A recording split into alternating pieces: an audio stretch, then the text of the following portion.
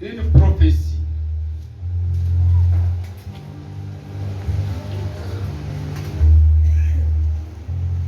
Mais cette parole n'est plus une parole prophétique. Elle est déjà accomplie. Agé 1, verset 2. Ainsi parle l'Éternel des armées. Amen. Ainsi parle l'Éternel des armées. Ce peuple dit, le temps n'est pas venu. Le temps de rebâtir la maison de l'Éternel. Waouh! C'est pourquoi la parole de l'Éternel leur fut adressée par Agé, le prophète, en ces mots. Est-ce que le temps pour vous d'habiter vos demeures l'embrisée quand cette maison est détruite? Ainsi parle maintenant l'Éternel des armées. Considérez attentivement vos voies. Parce que ce que vous ne savez pas, vous semez beaucoup et vous recueillez peu. Vous mangez et vous n'êtes pas rassasiés. Vous buvez et vous n'êtes pas désaltérés. Vous êtes vêtus et vous n'avez pas chaud. Le salaire de celui qui est à gage tombe dans un sac percé. Dis Amen. Est-ce que l'église de Dieu est là ce matin? Dieu veut que son église se réveille. Dis Amen. Et réveillez-vous. Nous sommes dans les derniers jours. Dieu veut une église vivante. Une église missionnaire. C'est-à-dire une église qui est au travail pour Dieu. Alléluia. Une église qui est au travail pour Dieu. Les temps sont accomplis. Il dit, mon peuple dit, le temps n'est pas venu pour bâtir la maison de Dieu. Le temps n'est pas venu pour se consacrer à Dieu. Le temps n'est pas venu pour chercher Dieu. Le temps n'est pas venu pour plaire à Dieu. Le temps n'est pas venu pour chercher la volonté de Dieu. Le temps n'est pas venu pour se sacrifier pour Dieu. Le temps n'est pas venu pour glorifier Dieu. Car nous sommes dans le temps pour s'occuper de nos maisons. Missionnaire, voilà la prophétie pour toi. Et Dieu dit que cette église est dans le sommeil, dans la distraction, dans l'incrédulité et la rébellion contre Dieu. On n'a pas le temps pour Dieu. On est conscient qu'on est appelé pour faire l'œuvre de Dieu. On est conscient que Dieu nous a appelés. On est conscient qu'on est appelé à tel ministère, à telle mission. Mais ce n'est pas le temps. Alléluia. Beaucoup sont assis sur leurs dons. Toi, mais où tu es là, tu es conscient de ton don. Tu es conscient de ton ministère. Tu es conscient de ce que Dieu t'a demandé de faire. Et il t'a donné le don. Tu es conscient de cela. Et ça brûle en toi. Mais tu dis en toi, dans ton même toi, tu dis non, c'est pas le temps de chercher Dieu. C'est pas le temps de chercher Dieu. C'est pas le temps de servir Dieu. C'est le temps de me servir moi-même. Et beaucoup sont assis sur les dons. Beaucoup sont assis sur les compétences que Dieu leur a données. Et on vient à l'église pour faire de l'hypocrisie. Ça veut dire du semblant. Gloire à Dieu. Il faudrait qu'on se réveille tous. L'église est abandonnée à elle-même. Cela veut dire quoi? Chacun est abandonné à lui-même. Personne n'a le temps pour son frère, pour sa soeur. Waouh! Quelle église? Tu n'as pas le temps pour ton frère, pour ta soeur. Tu n'as pas le temps pour visiter ton frère, ta soeur. Tu n'as pas le temps pour aller exhorter ton frère, ta soeur. Tu n'as pas le temps pour appeler ton frère, ta soeur en Christ.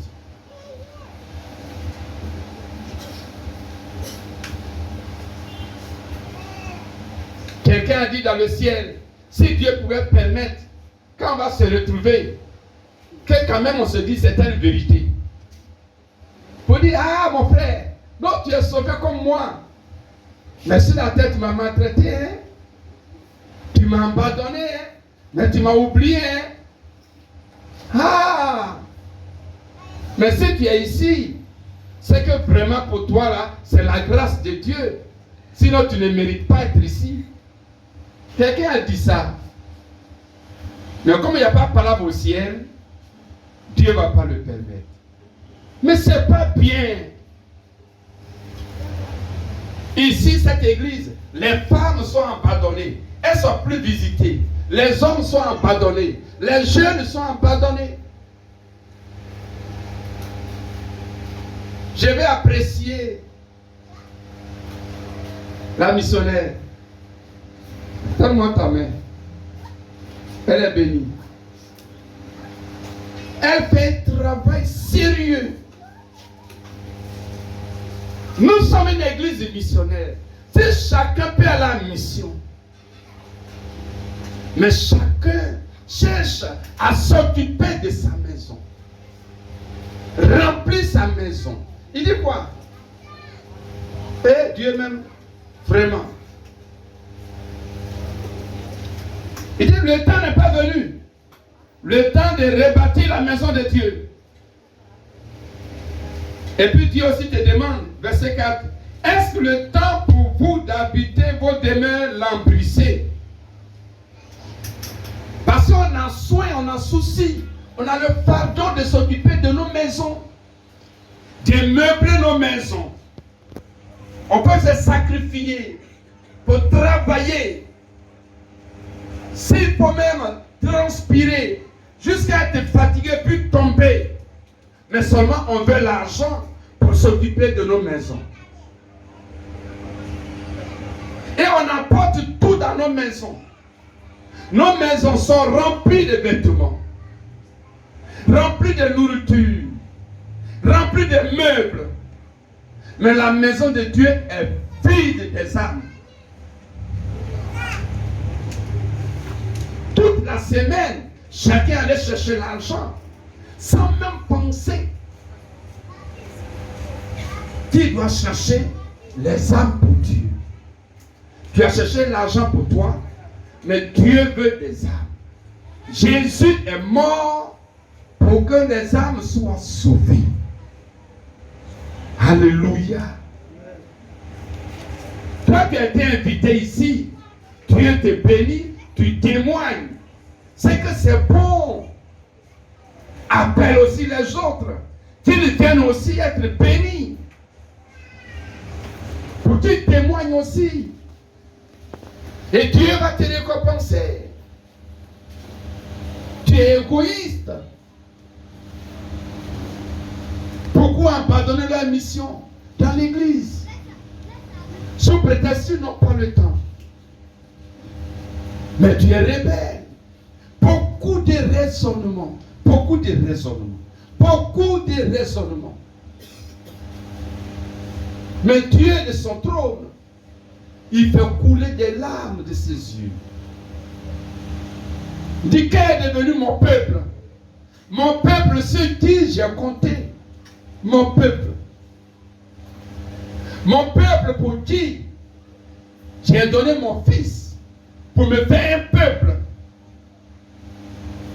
Mais ce peuple est hypocrite. Réveillez-vous et consacrez-vous. Consacrez-vous. Consacrez-vous à Dieu. Et ce que vous faites dans la maison de Dieu, que ce soit dans l'esprit de consécration. Amen.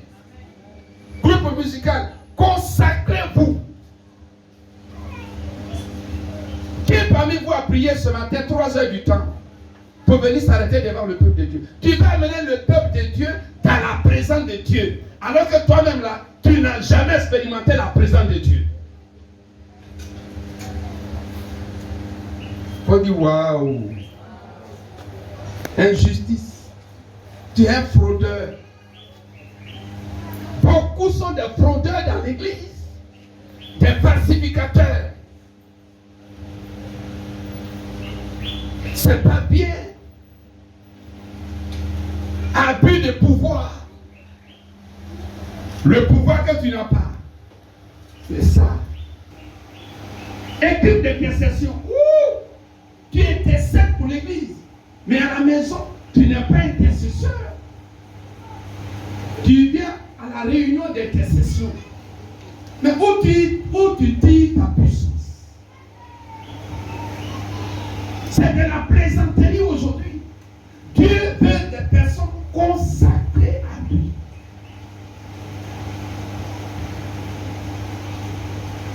Amen. C'est quoi Paul dit? Christ en moi, la mort m'est un gain. Ici, la mort, là, c'est pas mourir et enterrer. C'est pas de ça qu'on parle. Ça veut dire toi-même là, ton vivant dans la chair, ton vivant dans tes passions, ton vivant dans tes plaisirs, ton vivant dans tes désirs charnels. C'est toutes ces choses-là qui doivent mourir. Et que tu sois un sacrifice vivant.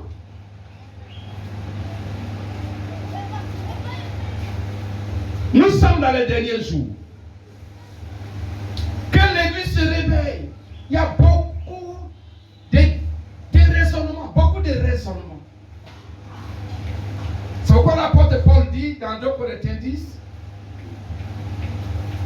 à partir du verset 3, que les raisonnements sont renversés. Donc les raisonnements ne sont même pas écoutés. Je n'ai pas le temps parce qu'il y a un nouveau travail. Je n'ai pas le temps parce que ceci, cela. Parce que ma nièce est malade. Je n'ai pas le temps parce que mon oncle m'a appelé. Je n'ai pas le temps parce que ma fille a accouché. Je n'ai pas le temps parce que ceci, cela. Je n'ai pas le temps. Mais qui a le temps maintenant? Demande à quelqu'un qui a le temps maintenant. Demande ton voisin. Mais est-ce que tu es conscient même? Est-ce que tu es conscient de ton salut? Est-ce que toi-même tu es conscient de ton salut? Pendant ce temps, tu as des collègues de service. Tu as des camarades de classe pour les élèves, les étudiants. Tu as des voisins, tu as des parents. Tu ne les invites pas. Dimanche, tu es préoccupé à bien te laver, bien te parfumer, bien repasser tes habits et bien t'habiller. Yeah! Et puis faire sortir la démarche du dernier cri dans le quartier. Et quand tu passes, on sent l'onction. Mais quelle onction? Onction d'orgueil et de la chair. Tu n'invites personne. Tu ne connais pas Dieu. Tu n'as jamais rencontré Jésus. Toi-même pour venir à l'église, mais c'est pas là. On doit t'appeler, on doit te visiter, on doit te secouer, te remuer, comme un arbre que tes feuilles, tes fruits tombent. Sinon tu es là. Répentez-vous. Répentez-vous. Dieu veut des personnes, des chrétiens consacrés, des gens qui lui appartiennent, qui vivent pour Dieu. Pas qui vivent pour l'argent, pas qui vivent pour ce monde, pas qui vivent pour vivre, mais qui vivent pour Dieu.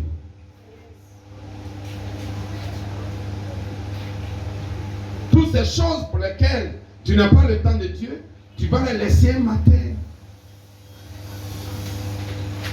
Et Dieu, il peut dire maintenant, ça suffit. Allons-y. Alléluia. Réveillez-vous. Dimanche matin, il ne devait pas avoir de place ici. Non. Si chacun, tous les dimanches, peut amener 1, 2, 3, 4, 5 personnes, peut amener des familles, parce qu'on est conscient que notre Dieu est le Sauveur. Mais oui, Jésus est mon Sauveur. Et puis c'est fini. Jésus est mon Sauveur. Il n'est pas ton Sauveur, il est ton Sauveur. Oui. Mais c'est de l'hypocrisie. Il faut que nous nous donnons à Dieu.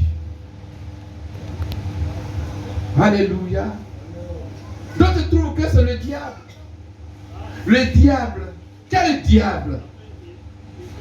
Mais le vrai diable, le réel diable, c'est toi-même. Parce que tu connais la vérité. Tu connais la vérité. Si tu connais la vérité de ton maître, toi chrétien, et que le diable vient te parler, comment tu peux laisser ton maître et puis suivre celui que tu ne connais pas? Le problème, ce n'est pas le diable, mais c'est toi-même. Gloire à Dieu. J'ai béni Dieu de ce que Adam n'a pas accusé le diable.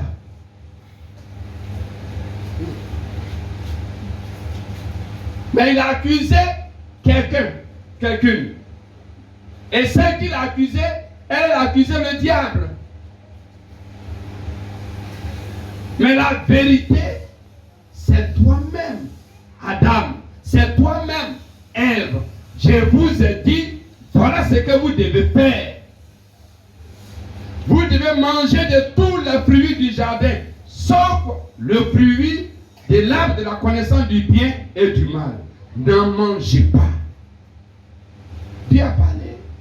Suivez la parole de Dieu. Gloire à Dieu. Réveillez-vous. Tu es dans l'église. Tu n'apportes personne. Tu ne conduis personne dans l'église. Tu n'encadres personne. Tu ne prends soin de personne. Mais quel genre de chrétien tu es? Tu es inutile. Tu es là pour bénédiction, bénédiction, bénédiction, bénédiction, bénédiction, bénédiction. Bénédiction. Jésus ne t'a pas sauvé pour du travail, pour quoi que ce soit. Les païens en ont assez. Il y a des chrétiens, même quand ils sont payés un peu à 150 000, 200 000, pour eux, ils sont arrivés. Mais il y a des gens qui sont payés à 2 millions, 3 millions, 4 millions, 5 millions. Mais tu cherches Dieu que toi, tu abandonnes. Et ils le cherchent. Ils donnent leur vie à Dieu. Répentez-vous. Nous sommes dans les derniers jours. Dans les derniers jours. Chacun de vous a un ministère, a une mission, a un don. Selon 1 Corinthiens 7, 7. Un don particulier. Un ministère particulier. Un appel particulier. Chacun de vous. Ce n'est pas que ce sont les pasteurs. Tu es dans l'église quand on dit Amen. Tu prends ton sac. Allez, Dieu est parti. Jusqu'à dimanche. Jusqu'à dimanche. Et quand tu viens là, tu ne mets pas dans la présence de Dieu. Tu es dans l'église, mais tu n'es pas dans la présence de Dieu. Parce que même quand tu viens à l'église, mais en réalité tu es quelque part à la maison, ou bien à un rendez-vous, en esprit. Toi, tu es quel genre de personne? Que l'église se réveille. Alléluia. Que l'église se réveille. Des chrétiens qui sont fouets. Qu'est-ce qui se passe? Qu'est-ce qui se passe? se passe.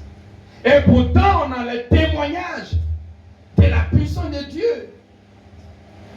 Et nous témoignons la puissance de Dieu. Mais on ne fait rien avec ce Dieu. Pourquoi tu ne fais rien avec ce Dieu? Pourquoi? Que l'Église se réveille. Réveillez-vous. Réveillez-vous. Réveillez-vous. Il y a beaucoup qui sont appelés ici au grand ministère. Pasteurs, évangélistes, docteurs, apôtres, prophètes. Beaucoup sont là. Beaucoup sont là. Mais qui conditionnent le ministère, qui conditionnent l'appel de Dieu. Et Dieu t'appelle et puis tu conditionnes.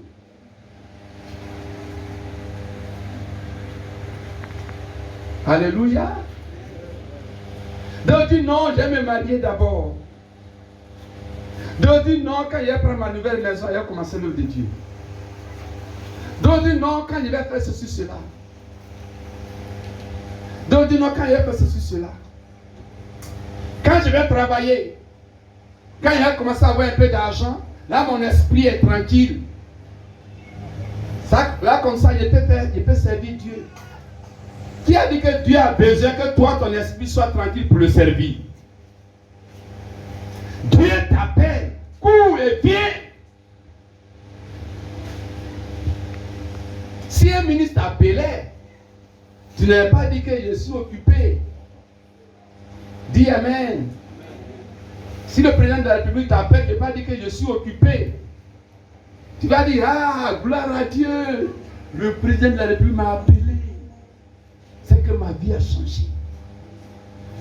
Et tu vas courir. Amen. Dieu, le président des présidents des présidents des présidents, t'appelle. Tu dis, je n'ai pas le temps.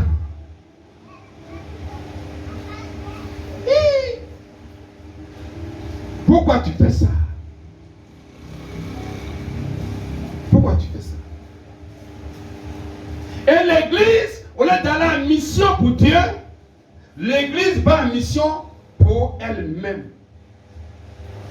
C'est-à-dire chacun est à la tâche pour sa prospérité personnelle.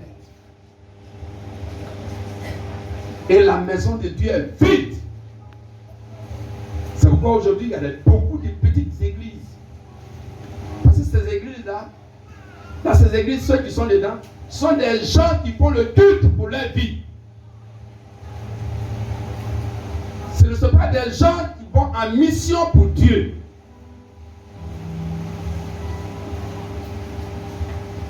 Et donc, tu tues l'église quand tu fais ça. Tu tues l'église. Et tu penses tuer l'église et puis t'es sauvé toi-même. C'est grave. Alléluia. Il faut des Philippe dans l'église. C'est important.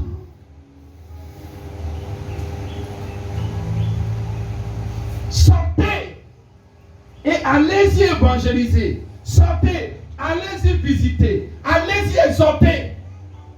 Sortez. Que chacun prenne soin de son frère et de sa soeur. Chacun pour sa part. Tu as amené quelqu'un à l'église, même si tu l'as confié à un responsable, mais ta mission n'est pas terminée. C'est toi qui le connais plus, c'est toi qui le connais plus. Tu peux visiter la personne, prier avec la personne, encourager la personne spirituellement. Mais moi je l'envoie à l'église.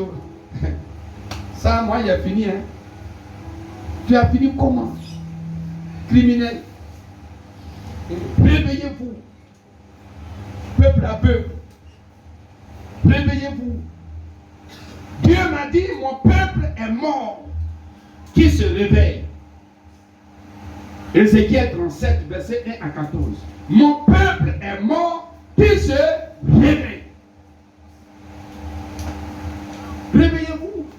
Toi-même, depuis 5 ans, 10 ans, on te rend visite, on te rend visite. On te rend visite, on te rend visite pour que tu viennes. Même quand toi-même tu vois les gens, tu n'as pas pitié de toi. Tu n'as pas pitié un peu d'eux. Pas avoir un peu de compassion. Quand on ne te voit pas un dimanche, 2 dimanches, on court derrière toi. Quand même, sois quand même humain. Même si tu n'es pas spirituel, sois humain. Alléluia. Sois humain. Aie quand même des sentiments pour dire, vraiment, moi-même maintenant, je ne vais plus permettre qu'on vienne me rendre visite d'abord pour que je vienne à l'église. Mais au contraire, c'est moi qui vais visiter d'autres personnes. Dis à ton voisin, visite-moi maintenant, s'il te plaît. Alléluia. Que l'église se réveille. Chacun dit, je n'ai pas le temps, je n'ai pas le temps, je n'ai pas le temps. Même quand on veut confier la responsabilité de telle chose à telle personne, non, je n'ai pas le temps. Si tu peux donner à l'autre. Mais tu ne crains pas Dieu, hein? Peuple incrédule, l'iniquité dans le cœur, c'est pas bon. Mais dans le monde, si on dit, viens occuper tel poste de responsabilité dans telle entreprise, tu vas courir. Là, non, on t'a déchaîné. Mais occupe ce poste de responsabilité dans l'église. Non, je n'ai pas le temps. Parce que si tu peux voir l'autre là. Pourquoi? Parce que il n'y a pas l'argent dedans. Dis amen. C'est tout, non? C'est la vérité qu'il n'y a pas l'argent dedans. Donc, c'est l'argent, toi, tu cherches. Donc, toi, tu fais tout en argent. Donc, sans l'argent, toi, tu fais rien. Mais c'est pas bien. On est quel genre de chrétien?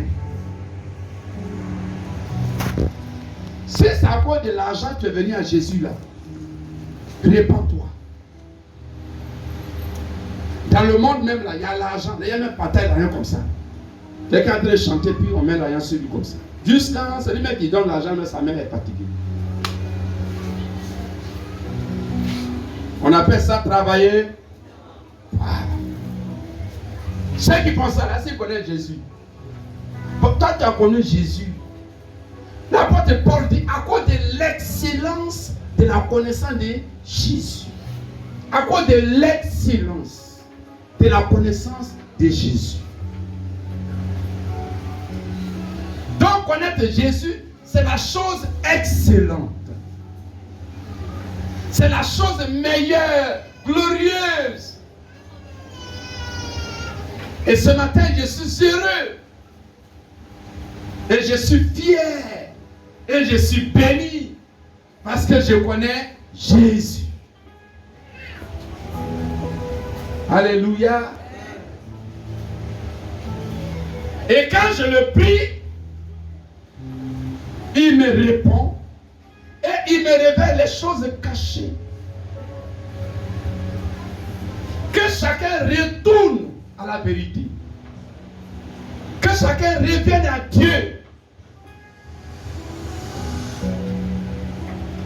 Amen. Les instrumentistes, chantez et plutôt priez.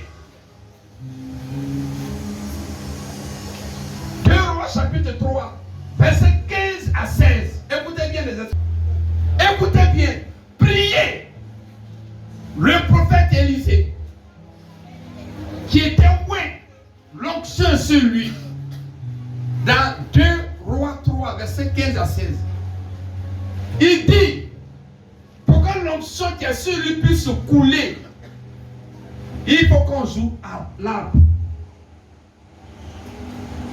Donc celui qui joue l'arbre, c'est pas n'importe qui. C'est important. C'est glorieux. Donc instrumentiste, il faut dans l'esprit de Dieu. Vous devez des hommes de prière. Reste ça du groupe musical.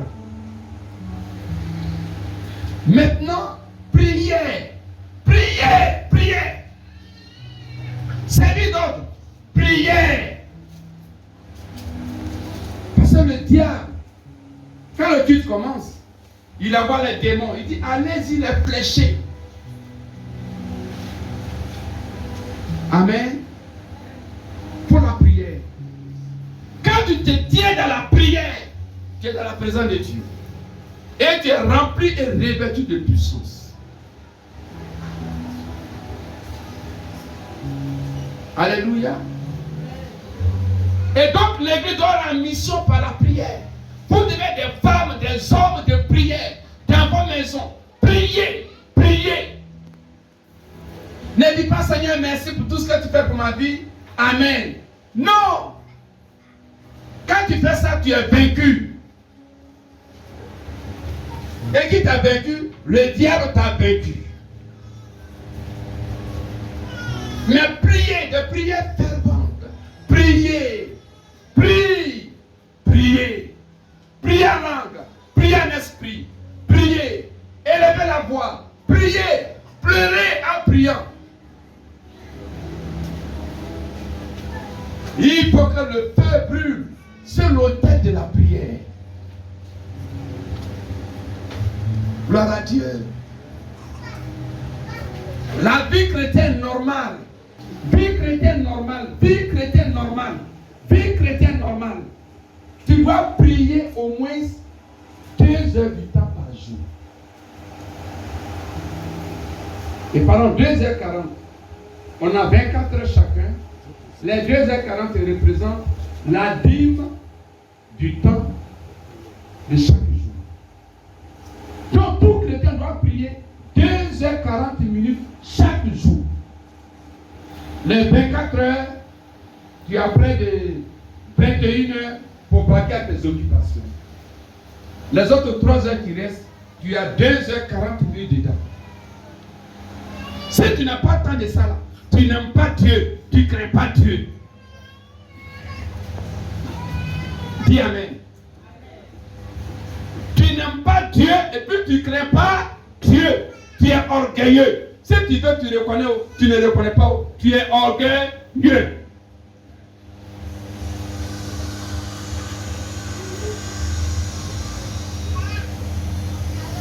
Tu es là ce matin, toute la semaine, tu n'as même pas prié même. Quand tu ouvres ta bouche, c'est pour mettre du riz, placali, cavato, poudou, pour manger, pia, pia, pia, pia, pia, pia.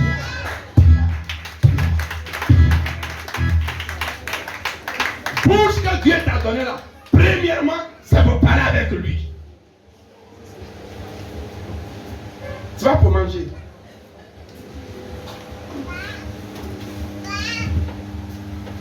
Avant d'aller manger, plus avant d'aller dormir, tu manges jusqu'à tes corps te font mal. Et quand tu te couches maintenant là, tu es KO même. Pourtant, ce n'est plus sommeil. Ce n'est pas repos, mais c'est au-delà. Moi, je ne connais pas son nom. Tu es dans un coma véritable.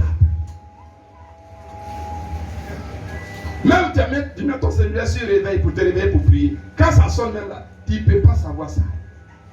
Parce que tu es loin.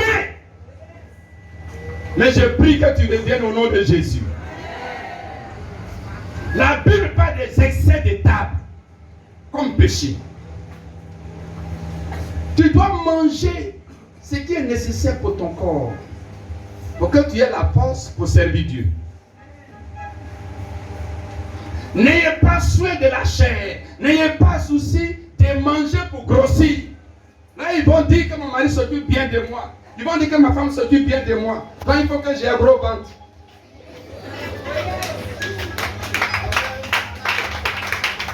Non! C'est pas important. D'un homme grossi, ça déclenche les maladies. Mange juste pour avoir de la force. Pour te tenir sur le pied, pour servir Dieu. Alléluia. Cela veut dire que tu peux manger une fois par jour. Dis Amen. Ça dit une seule fois par jour. Tu manges une fois pour toutes, bien manger, tu as fini. C'est bon. Sinon, tu manges matin, tu manges à 10 heures, tu manges à midi, tu manges à 15 heures, tu manges à 18 heures, tu manges à 20 heures, tu manges à minuit moins.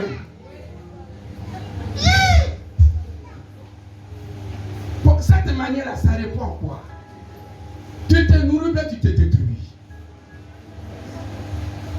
Quel est son objectif? Même le fait même de trop manger comme ça, ça fatigue le corps. Et ça fait vite vieillir. Parce que ton corps travaille trop. Donc ça te fait vite vieillir. Tout appareil qui travaille beaucoup vieillit vite. Vous devez être modéré au sujet de tout ce qui est matériel. Modéré dans l'affaire de nourriture. Modéré dans l'affaire d'argent. Modéré en tout. Être modéré. Mais exagérer dans les choses de Dieu, il faut de la folie. C'est pourquoi l'apôtre Paul dit, soyez enivrés du Saint-Esprit. Ori shaka yabakonteke. Riba okori asanka yabakori asanka. Para okori shika yabakonteke. Soyez enivrés, soyez des fous spirituels. Mais pour les choses de la terre, soyez modérés. Soyez modérés. Alléluia. Soyez modérés. On en a besoin pour servir Dieu avec. Mais pas pour nous satisfaire. Pas pour nous satisfaire. Les choses de la terre ne peuvent jamais satisfaire l'âme. Jamais. L'argent ne peut pas te satisfaire. La nourriture ne peut pas te satisfaire. Le vêtement ne peut pas te satisfaire. Les bijoux ne peuvent pas te satisfaire. Les maisons ne peuvent pas te satisfaire. Les terres ne peuvent pas te satisfaire. Les biens de ce monde ne peuvent pas te satisfaire. Ne peuvent pas te satisfaire plutôt. Ceux qui ont couru derrière ces choses avec toute leur énergie sont tombés derrière ces choses. Soyez modérés. Alléluia. Soyez modérés. Je vais arrêter, mais l'Esprit de Dieu me dit prêche encore. Je vais prêcher aujourd'hui. Je vais continuer. Soyez modérés. Soyez modérés. Ne vous livrez pas à la perdition. Le diable te donne à te concentrer sur les choses de ce monde afin que tu te perdes. Parce qu'il sait qu'en les poursuivant, tu vas t'égarer devant là-bas. Et tu ne pourras plus t'en sortir. Tu vas te retrouver dans une condition de non-retour. Alléluia. C'est pourquoi soyez sages et soyez prudents. Soyez prudents. Et vous devez beaucoup prier pour ne pas tomber dans la tentation. La vie chrétienne normale, c'est 2h40 minutes de prière chaque jour. Est-ce que vous êtes prêts à le faire maintenant? Les mains se lèvent lourdement. Hein? C'est tous les jours, hein? C'est pas quelques jours. Tous les jours, tu dois prier ainsi. Tous les jours. 2h40 minutes de prière. Il faut retenir ça. 2h40 minutes. Donc si tu commences à 4h, tu finis à 6h40. Si tu commences à midi, tu finis à 14h40. Alléluia. Est-ce qu'on est prêt à le faire? Recevez la poste pour le faire au nom de Jésus. C'est important. Quand tu pries beaucoup, tu ne peux pas pécher. Parce que tu ne peux pas quitter la présence de Dieu et puis te retrouver dans la présence du diable. C'est pas possible. Quand tu pries beaucoup, même la tentation, quand elle vient à toi, elle est faible.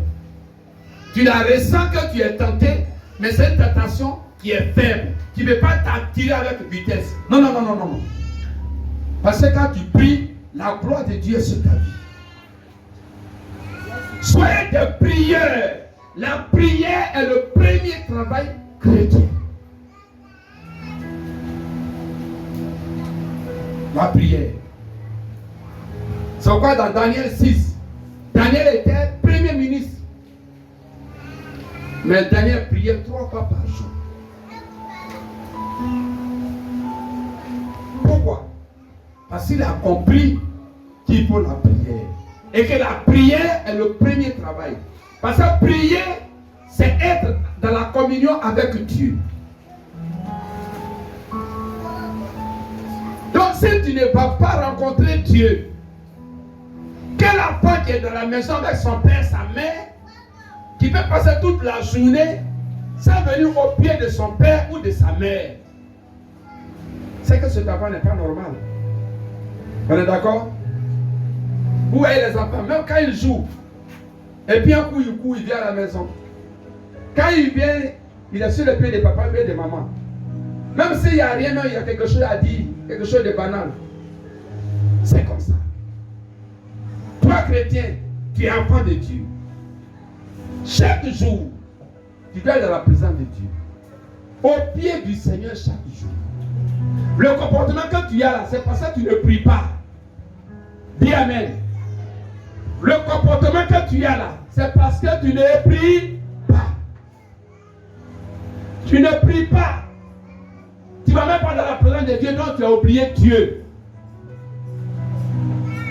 Quelqu'un qu'on ne voit pas, il y a longtemps, qu'est-ce qu'on fait? On l'oublie. Acclame Jésus.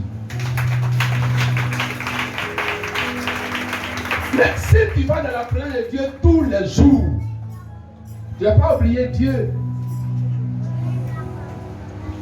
Alléluia. Réveillez-vous. C'est le temps de bâtir la maison de Dieu. Et Dieu dit, le maître de la maison dit, dans Luc 14, verset 23, que ma maison soit remplie. Pour que la maison de Dieu soit remplie.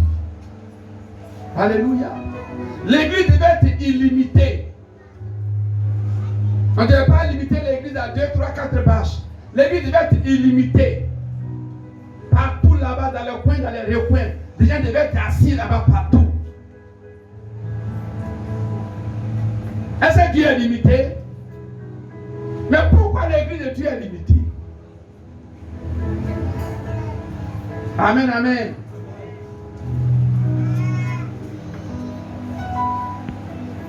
Christ est la vie recherchée de mon âme. Est-ce que Christ est la vie recherchée de ton âme? On chante ça, mais c'est faux. Christ est la vie recherchée de ma bouche. Et mon âme recherche l'argent. Je pense qu'il est mieux que vous chantez ça comme ça, que de vous mentir à vous-même. Amen.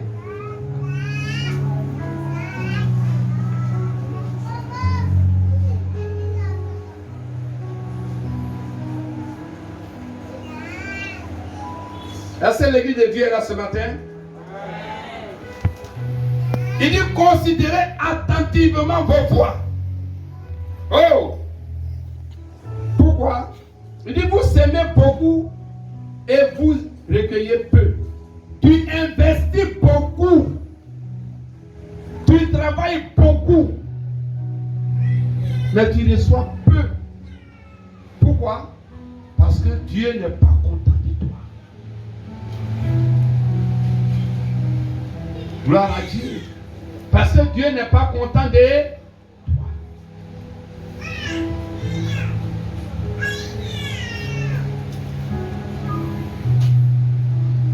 Et il dit après, vous mangez et vous n'êtes pas rassasiés. Waouh! Ça c'est vrai. On mange, on reçoit, on pense être satisfait, mais jamais on est satisfait. Il dit le salaire de celui qui est à gage tombe dans un sac percé. Waouh! Donc tout ce que tu fais là, oubliant Dieu, mettant Dieu de côté, parce que ce n'est pas le temps de chercher Dieu, Ce n'est pas le temps de se consacrer à Dieu. Ce n'est pas le temps de souffrir pour Dieu. Il dit tout ce que tu fais là, tout tombe dans le sac percé. C'est pourquoi on entreprend des activités et ça ne marche pas. On investit de l'argent, ça se bloque ou alors on perd. C'est le sac percé. On économise et puis un matin, des gros sujets se lèvent, des grosses situations, des gros problèmes. Et on va retirer tout l'argent, on revient à zéro.